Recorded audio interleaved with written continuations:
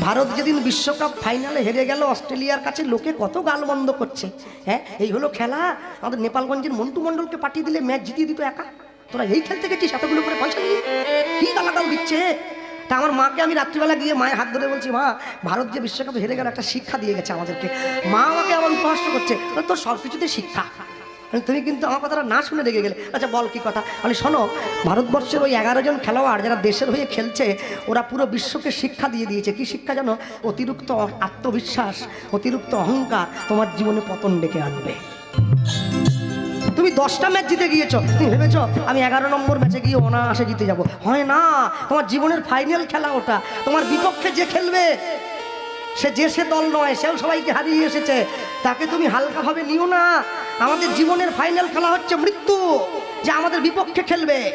আমি জীবনের সব খেলায় জয়ী হলেও মৃত্যুর কাছে আমি জিততে পারবো না, আমাকে হেরে যেতেই হবে।